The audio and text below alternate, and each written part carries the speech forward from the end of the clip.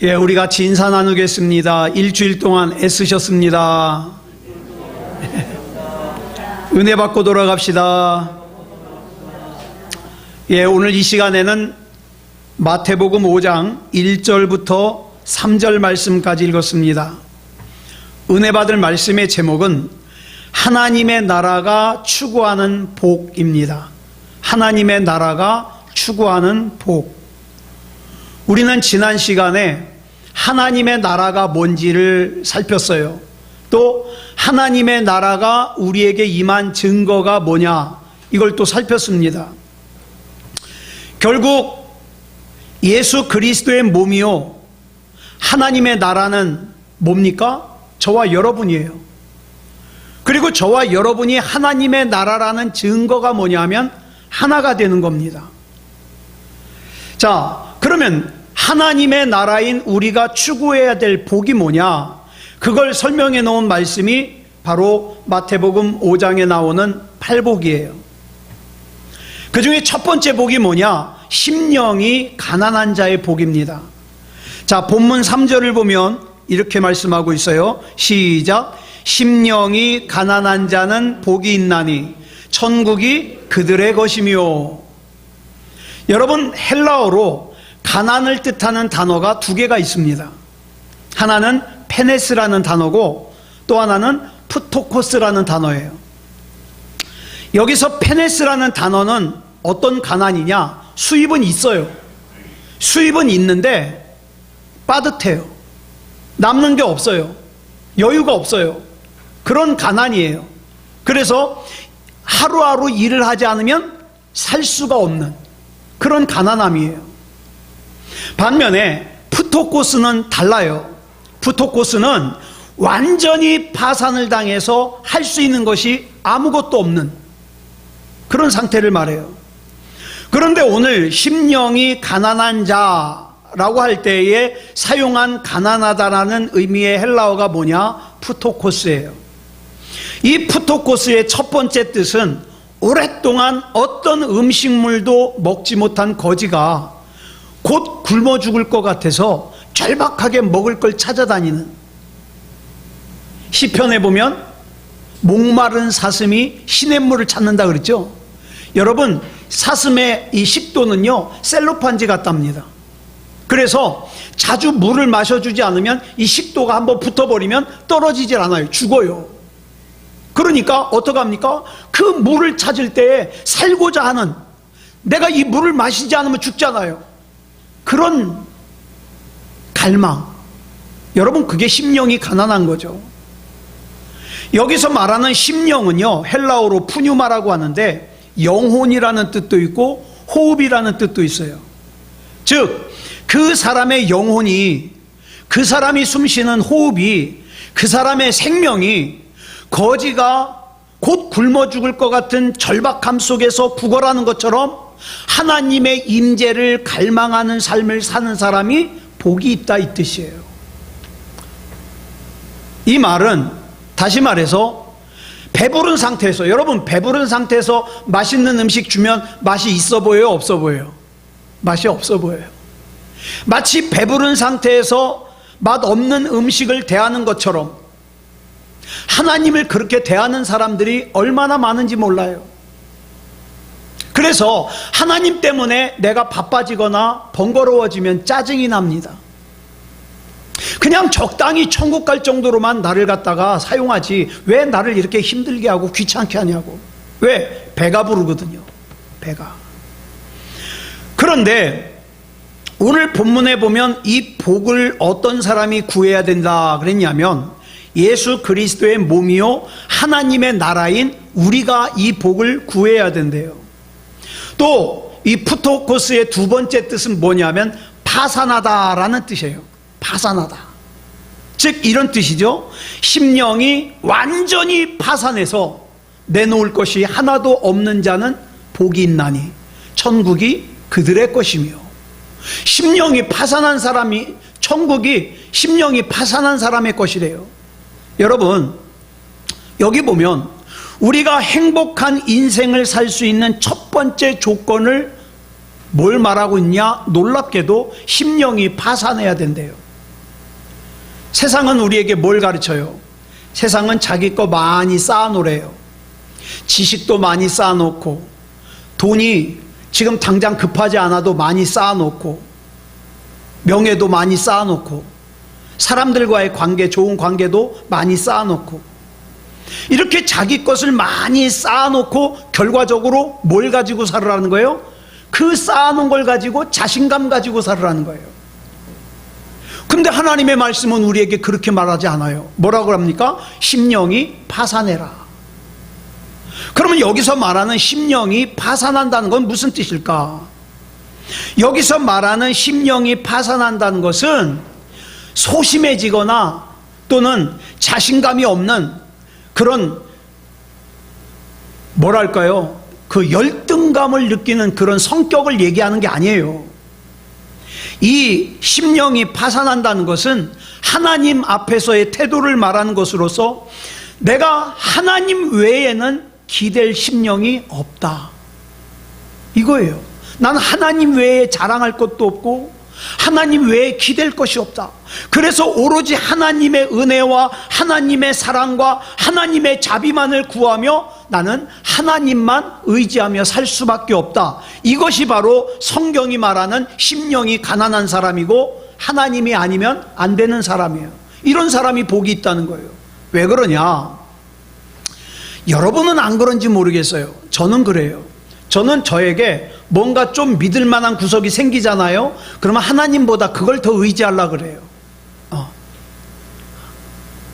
제가 한동안 전 태어나가지고 처음으로 200만 원이라는 돈을 제가 한번 가져본 적이 있어요.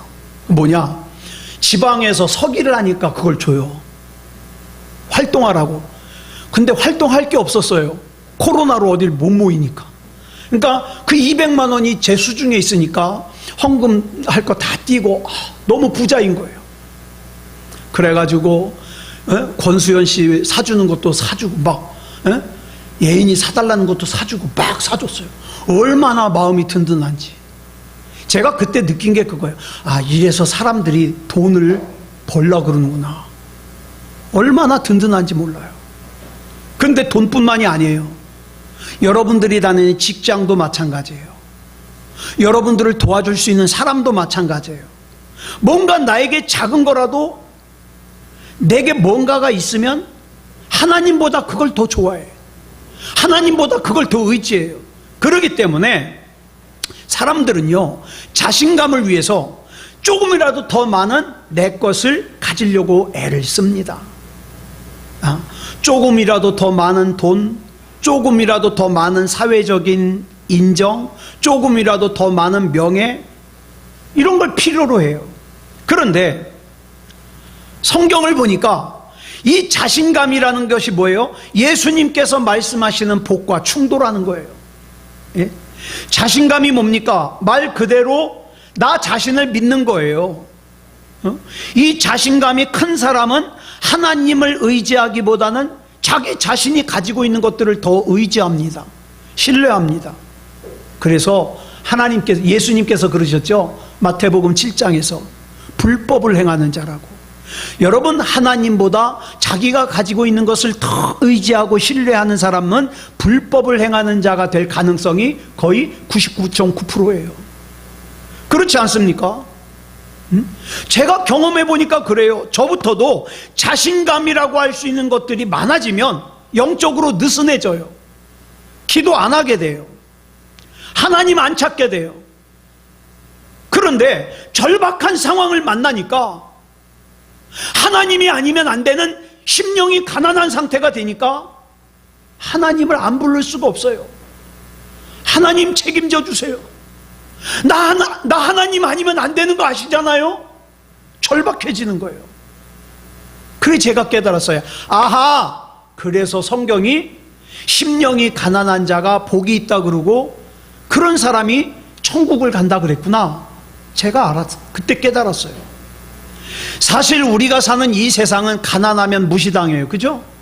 가난하면 무시당해요. 그래가지고 세상에서는 어떡합니까? 없어도 있는 척해요. 몰라도 아는 척해요. 왜? 무시 안 당하려고. 무시 안 당하려고. 하지만 하나님의 나라는 그렇지 않아요. 천국이 심령이 가난한 자의 것이라고 말씀하는 의미는 뭐냐면 구원과 관련이 있어요. 아주 중요해요.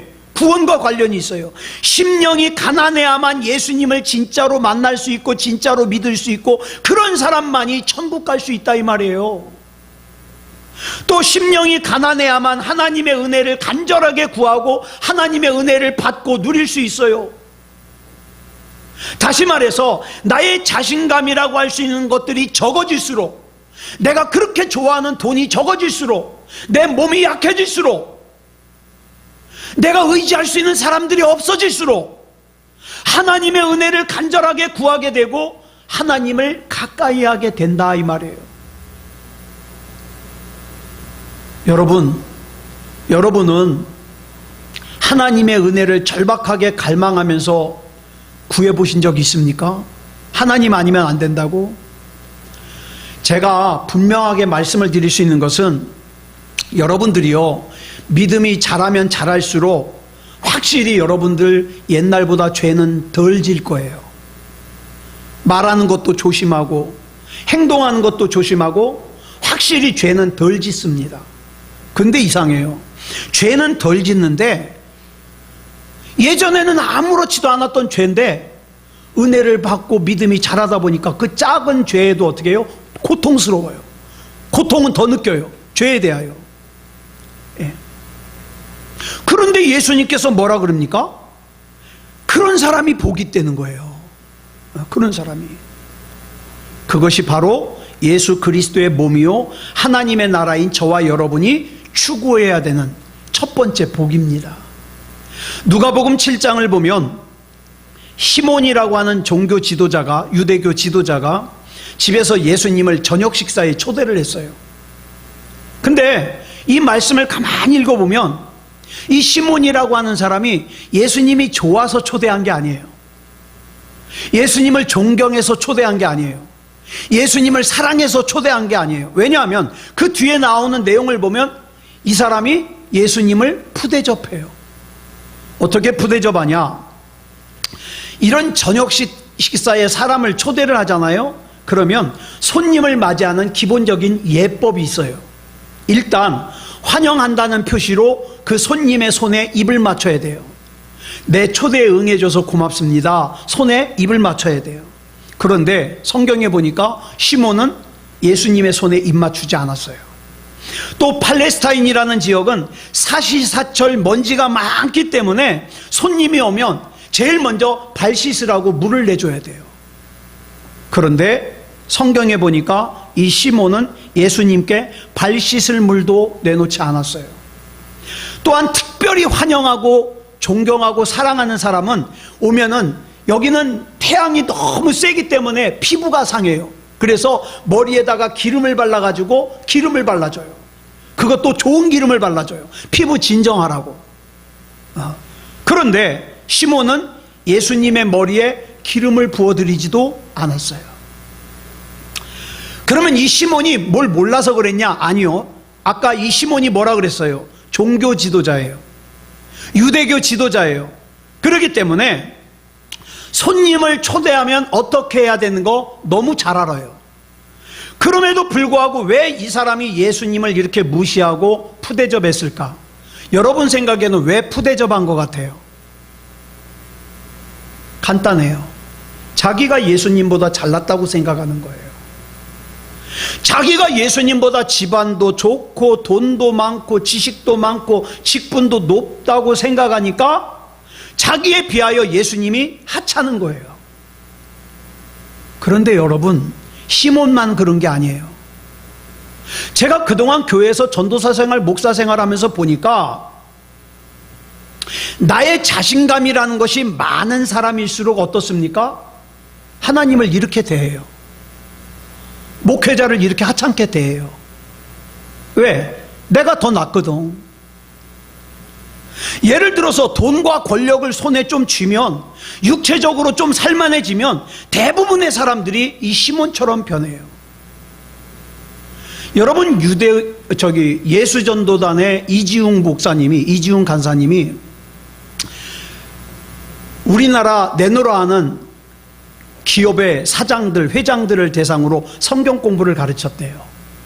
근데 어느 날 성경 공부를 끼고 중간 쉬는 시간에 자기들끼리 얘기하는데 애인 자랑들을 그렇게 하더래요. 그래서 이지웅 목사님이 그 얘기 끝에 그건 범죄입니다. 그랬더니 이 사장님 중에 한 분이 그거는 목사님이 아직 어려서 몰라서 그런다고, 우리 나이 때쯤 되고 우리쯤 이렇게 경제적으로 여유가 생기면 애인 하나쯤 다 있다고, 이런 얘기를 하더래요. 그리고 받아들이질 않는 거예요. 그리고 지나갔어요. 근데 그러고 몇 년쯤 지난 다음에 그 사장님이 이지웅 목사님 앞에 무릎을 꿇었다는 거 아닙니까? 은혜를 받고 나니까 내가 저지른 이 죄가 얼마나 큰 죄인지를 알게 돼가지고 내가 그때 몰라서 그랬다고 무릎을 꿇었다는 거예요. 여러분, 내가 가졌다고 생각하는 것이 많으니까 예수님이 하찮아지는 거예요. 예? 그럼 시몬처럼 변해요. 그런데 밥을 먹는 도중에 웬 한 여자가 뛰어들어왔어요. 누가복음 7장 37절을 보니까 이 여인을 죄를 지은 한 여자라고 소개하고 있어요. 그런데 여기서 말하는 이 죄를 지은 한 여자는 누구냐? 창녀예요. 몸 파는 여자예요. 이 창녀가 지금 종교 지도자의 집에 들어온 거예요. 모르긴 몰라도 성경에는 기록되어 있지 않지만 시몬을 비롯해서 거기 모여있는 사람들은 눈살을 찌푸렸을 거예요. 왜? 이 고결해 보이는 종교 지도자의 집에 왜 창녀가 뛰어들어오냐고. 자, 그런데 이 여자가 왜 뛰어들어왔을까요? 아마 이 여자는 예수님께서 말씀하시는 하나님 나라 이야기를 듣다가 은혜를 받았을 거예요. 나 같은 사람도 하나님 나라의 백성으로 받아주신다고 너무 감사한 거예요. 그래서 예수님을 만나기 위해서 이 집에 뛰어들어왔어요. 사방에서 못마땅한 표정으로 다 이 여자를 쳐다봅니다. 그런데 이 여자의 눈에는 자기를 쏘아보고 자기에게 눈을 기는 이 사람들은 보이지 않아요. 오직 예수님만 보여요. 왜냐하면 이미 이 여자는 심령이 가난해질 대로 가난해졌어요. 더 낮아질 수가 없어요. 그러다 보니까 더 이상 수치스러울 것도 없고 더 이상 깨질 것도 없어요. 만신창이에요. 그러니까 이렇게 심령이 가난한 여자의 눈에는 누구만 보입니까? 예수님만 보여요. 그래 예수님 앞에 엎드렸어요. 엎드린 이 여인의 눈에 제일 먼저 보인 게 뭐냐? 예수님의 발이 보였어요. 사람들의 따가운 시선을 받는 가운데 예수님 앞에서 낮아질 대로 낮아져서 더 이상 가난해질 것이 없는 이 여자가 얼굴을 들어서 예수님을 보는 순간 예수님이 자기를 보고 웃고 계셔요. 말씀은 안 하지만 이런 것 같아요. 너는 더 이상 죄인이 아니다. 너는 더 이상 추악한 창녀가 아니야. 너는 하나님의 보물이야. 이렇게 말씀하시는 것 같아요. 그래서 이 예수님의 미소에 이 여자가 눈물을 흘리기 시작합니다.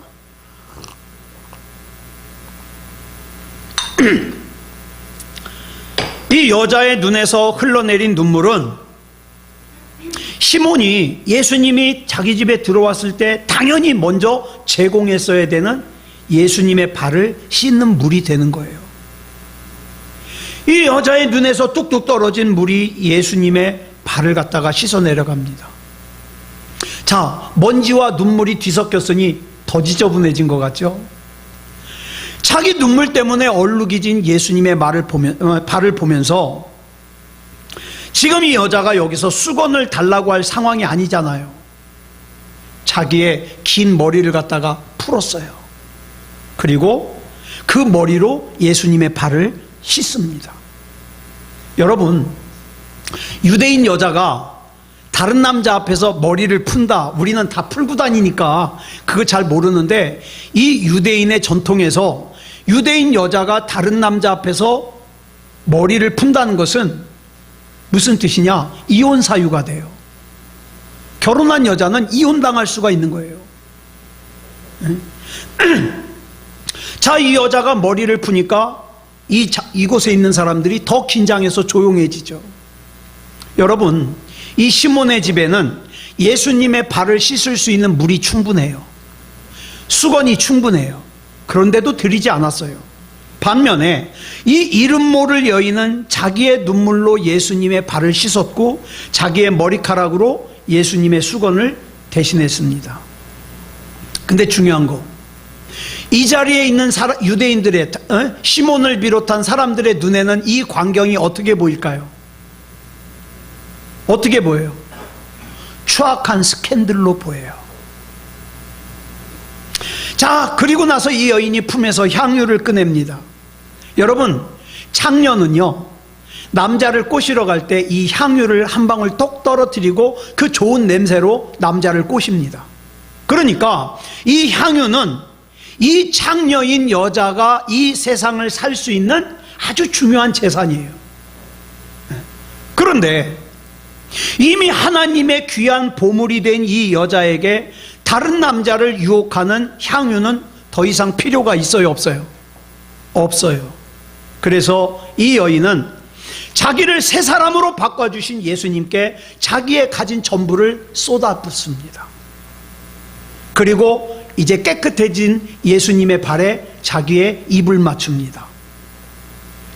지금 이 상황을 가만히 보세요.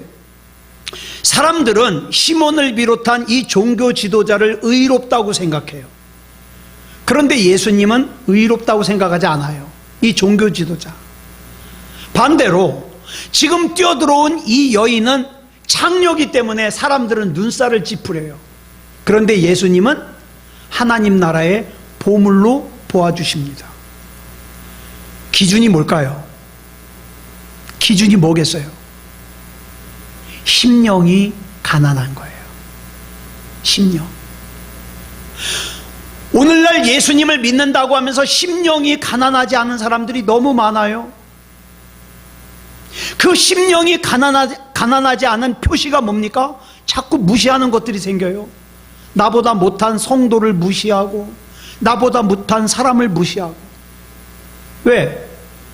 내가 가진 게 너무 많거든. 자, 그렇다면 여러분은 오늘 나오는 이 이야기 속에서 누구이고 싶습니까? 여러분 마음대로 이 속에 나오는 인물을 선택할 수 있다면 누가 되고 싶어요? 돈과 권력을 충분히 가지고 있고 큰 집에서 살면서 좋은 음식을 먹으며 많은 사람들에게 존경을 받는, 그렇지만 그렇기 때문에 너무 부자이기 때문에 예수님이 아니어도 되는 이 시몬과, 비록 세상에서 인정은 받지 못하지만 돈이 없지만 심령이 가난해가지고 예수님께 인정을 받은 이 죄를 지은 여인, 둘 중에 누가 되고 싶습니까? 둘 중에. 여러분, 이 질문은 선뜻 대답하기가 쉽지 않아요. 왜냐하면 여러분은 안 그럴 거예요. 저는 그래요. 저는 돈도 많았으면 좋겠어요. 사람들의 인정도 받았으면 좋겠어요. 큰 집에서 살면서 좋은 음식 먹고 좋은 차 타고, 그러면서도 예수님께, 야, 이창원 목사야, 넌 참 믿음이 좋구나, 넌 참 심령이 가난하구나, 이렇게 인정받았으면 좋겠어요. 근데 그럴 수는 절대로 없습니다. 누가복음 7장에 나오는 이 여인은 초대받지 않은 곳에 그 한가운데서 거기 모인 사람들의 따가운 눈총을 받으며 더 이상 가난해질 수 없는 낮고 낮은 심령으로 흐느껴 울었어요. 반면에 거기 있는 종교 지도자 시몬은요, 여러분, 이 사람들은, 이 바리새인들은요 15살이 되기 전까지 구약 전체를 외워버려요. 구약 전체를. 자, 그러니까 얼마나 대단해요. 여러분, 구약에만 메시아에 관한 예언이 300개 이상이 나와요. 그런데 그 구약을 달달 외운다니까요. 그런데 정작 그 예언의 주인공인 예수님께서 자기 앞에 계시는데 그 예수님을 시몬이 어떻게 대했습니까? 푸대접합니다.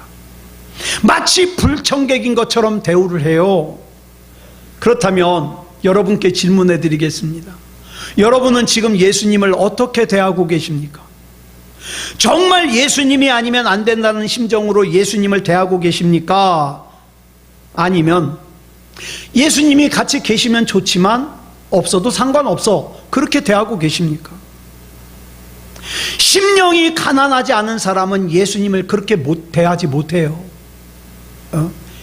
여기서 심령이 가난하다는 건 무슨 뜻입니까? 하나님이 아니면 안 된다는 뜻이에요. 그런 사람에게는 예배도 중요해요. 기도도 중요해요. 물론 내가 경험이 있어요. 내가 세상 사는 경험도 있고 재주도 있고 돈도 있고 이 정도만 괜찮게 생겼고 좋은 친구들도 많아서 내가 어려울 때 도와달라 그러면 도와줄 것 같고, 그 다 중요하지만 그러나 하나님이 아니면 그 모든 것이 다 헛것이라는 거예요. 그러므로 마음이 가난해야만 천국에 갈 수 있다는 말은 우리의 영적인 태도를 뜻합니다. 나는 하나님의 은혜가 없이는 한순간도 살 수가 없다고 고백하면서 절대적으로 하나님만을 의존하면서 살아야 된다는 마음 자세, 이게 심령이 가난한 거예요. 마음이 가난해지는 건 나를 비우는 겁니다. 내가 얼마나 심각한 상태에 있는가를 알게 되고, 그런 나를 구원하신 하나님의 구원의 은혜가 얼마나 크고 중요한지를 알게 되면 내 마음을 비울 수밖에 없어요. 내 마음을 비우지 못한 이유는 아직 뭘 몰라서 그래요. 성경을 보면 연약한 우리 자신을 질그릇에 비유합니다. 근데 여기서 문제는 내가 질그릇같이 약한 존재라는 게 문제가 아니에요. 진짜 문제가 뭔지 아십니까? 내가 질그릇같이 약한 존재라는 걸 모르는 게 문제예요. 그래가지고 자기가 다 할 수 있을 것처럼 착각을 해요. 그러나 가난한 마음을 가진 사람은 하나님의 은혜와 긍휼이 아니면 안 된다는 걸 알아요. 그래서 하나님을 찾고, 그래서 하나님 앞에 기도하고, 그래서 하나님이 아니면 안 된다는 걸 아는 거죠. 이렇게 마음이 가난한 사람만이 하나님의 은혜를 간절하게 사모하고, 하나님께서는 이렇게 하나님의 은혜를 간절하게 사모하는 영혼에게 만족을 주신다고 시편 107편 9절에 말씀하고 계세요. 가난한 마음의 핵심이 뭡니까? 하나님을 갈망하는 거예요. 여러분, 가난하다 무슨 뜻이에요? 가난하다, 가진 게 없다는 뜻이에요. 마음이 가난하다, 내 마음이 없다는 뜻이에요. 반대로 내 마음이 많아요, 그걸 뭐라 그래요? 그걸 교만이라 그래요. 그런데 교만한 사람들 중에는 자기가 교만하다는 사실을 모르는 사람들이 많아요. 이게 더 위험한 거예요. 어떤 사람이 교만한 사람일까요? 난 하나님이 그렇게 절대적으로 필요하지 않아, 그 사람이 교만한 사람이에요. 나는 하나님 없어도 별 문제 없이 살아, 그 사람이 교만한 사람이에요. 왜요? 마음속에 자기 마음이 가득해서 하나님께서 들어갈 자리가 없는 거예요. 그래도 자기가 교만하다는 사실을 알면 고침받을 기회라도 있죠. 자기가 교만하면서도 교만한 걸 모르니까 고침받을 기회조차 없는 게, 이게 진짜 문제라는 거예요. 자, 그러면 이 심령이 가난한 것과 관련해서 결혼한 지 10년 된 부부 얘기 하나 해드리고 말씀을 정리하겠습니다. 오늘 말씀과 어떤 관계가 있나 한번 생각해 보세요. 어느 날 결혼한 지 10년 된 한 젊은 남자가 아내가 정성껏 준비한 저녁 식사 자리에 마주 앉았어요. 그리고 아내의 손을 잡으면서 이렇게 말했어요. 여보, 우리 이혼하자. 아내는 너무 놀래가지고 그 말에 화를 낼 그런 마음의 여유도 없었어요. 그냥 침착하게, 왜? 그런데 이 남편은 자기가 아내와 이혼하고 싶어하는 이유를 정확하게 대답을 못해요. 왜? 아내가 잘못해서가 아니라 자기가 바람이 났거든요. 다른 여자를 좋아하는 거예요. 그래서 이 남편은 죄책감 때문에 이혼 서류에다가 이혼을 해주면 이 집 당신 가져, 이 우리 차 당신 가져, 그 다음에 전 재산의 반 당신 가져, 다 썼어요. 아내가 조용하게 이 이혼 서류를 읽어보더니 그 자리에서 푹푹 짖습니다. 그리고 엎드려서 한참을 우는 거예요. 다음날 남편이 퇴근을 해서 집에 왔는데 아내는 보이지 않고 테이블 위에 아내가 쓴 편지가 한 통 놓여 있어요. 편지를 읽어보니까 아내가 이렇게 썼어요. 여보, 나 집 필요 없어. 차 필요 없어. 돈 필요 없어. 대신 30일 동안만 나하고 정상적인 결혼 생활을 해주시오. 그러면 내가 이거 안 받고 이혼해 줄게. 그렇게 썼어요. 이유는 간단해요. 아들이 한 달 뒤에 굉장히 중요한 시험을 보는데 그 중요한 시험 보는 거 방해하고 싶지 않다는 거예요. 그러면서 한 가지 추가로 더 부탁하기를, 그 한 달 동안 매일 처음에 당신이랑 나랑 결혼했을 때처럼 현관에서 침실까지 나를 안아서 옮겨주시오. 그러면 나 집도 차도 돈도 안 받고 이혼해 줄게. 그 남편이 속으로 아이 그 정도쯤이야 콜 그랬죠. 알았다고. 첫날 약속한 대로 남편이 아내를 안아서 침실까지 옮기는데 둘 다 어색해요. 이거 해본 지가 언젠지 까마득해요. 그랬더니 그 모습을 보면서 아들이 재밌다고 막 손뼉을 치어가면서 웃어요. 좋아해요. 안고 가는 남편의 귀에다가 아내가 조용히 이렇게 말합니다. 여보, 아이한테는 절대로 우리가 이혼한다는 얘기 하지 마세요. 남편이 알았다고 고개를 끄덕였어요. 둘째 날 아내를 안아서 침실로 옮기는데 첫째 날보다 덜 힘들어요. 덜 부담스러워요. 셋째 날, 넷째 날 시간이 가면서 남편이 그동안 잊어버리고 있던 아내의 냄새가 기억나기 시작해요. 맞아, 이게 우리 아내 아무개의 냄새였지. 그리고 안고 가면서 자기 아내의 얼굴에서 10년이 지나는 동안에 생긴 주름살, 흰머리가 보이기 시작하는 거예요. 나와 함께 사는 10년 동안 이 사람이 이렇게 망가졌구나. 가슴이 아픈 거죠. 그런데 시간이 지날수록 침실로 안고 가는데 아내가 점점 가벼워지는 것 같아요. 어느 날 이 남편이 잠든 아내의 얼굴을 이렇게 보는데 안쓰러워, 불쌍해. 그래가지고 머리를 쓰다듬어 주면서 가슴 아파했어요. 마침내 아내와 약속한 한 달이 다 됐습니다. 남편은 이제 속으로 어떤 결정을 내려야 될지 결정이 섰어요.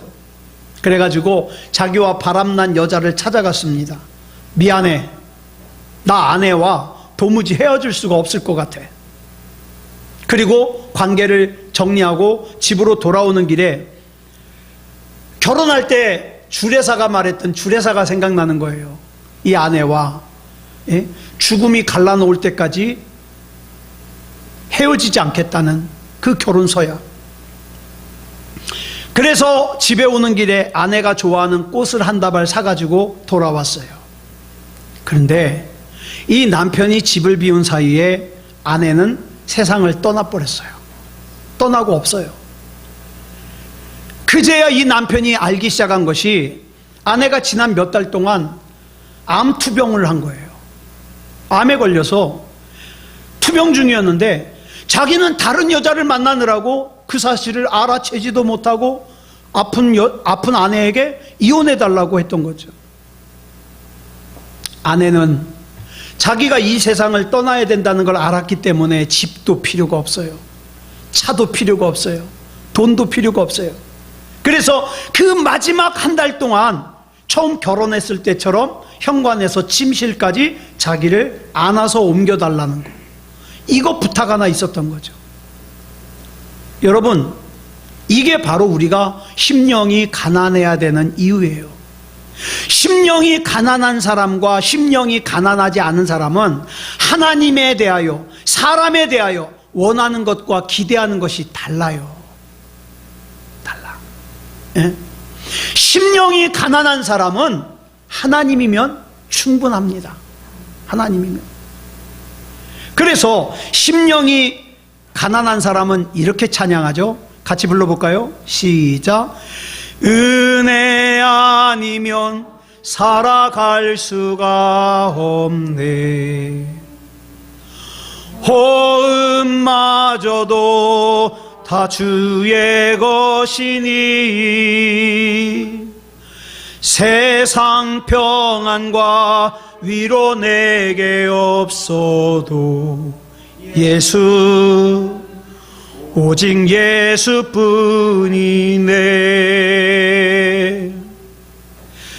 그 신계획 다 볼 수도 없고 작은 고난에 지쳐도 주께 묶인 나의 모든 삶 버티고 견디게 하시네. 은혜 아니면 살아갈 수가 없네. 나의 모든 것 다 주께 맡기니 참된 평안과 위로 내게 주신 주 예수, 오직 예수뿐이네. 아멘. 기도하겠습니다. 사랑의 아버지 하나님, 감사합니다. 오늘 이 시간 심령이 가난한 자가 복이 있다는 말씀 나눴습니다. 천국이 심령이 가난한 자의 것이라는 거 나눴습니다. 하나님이 아니면 안 되는 인생, 나에게 있어서 하나님이 가장 소중한 인생, 그렇기 때문에 예배가 중요하다는 인생, 기도가 중요하다는 인생 살게 해 주시옵소서. 사랑의 아버지 하나님, 믿음다운 믿음이게 하시고 하나님이 인정하시는 믿음이게 하시고 구원받을 만한 믿음이게 해 주시옵소서. 세상에서 움켜진 자신감 때문에 하나님을 푸대접하는, 하나님을 천박하게 하찮게 대하는 그런 일이 없도록 우리 하나님께서 붙잡아 주시옵소서. 사랑의 아버지 하나님, 아울러 육체의 질병으로 마음의 고통으로 너무너무 연약해져 있는 상태에서 하나님의 이름을 부르고 있는 우리 성도들이 있습니다. 하나님께서 그 부름에 응답하여 주시고 책임져 주시옵소서. 사람은 아무 도움이 되지 않지만 하나님이 도우심이 되는 줄 믿습니다. 하나님께서 책임져 주시고 역사하시고 인도해 주시옵소서. 모든 것을 우리 주님 앞에 맡겨드리오며 그리스도 예수님의 이름으로 간절히 기도드렸사옵나이다. 아멘.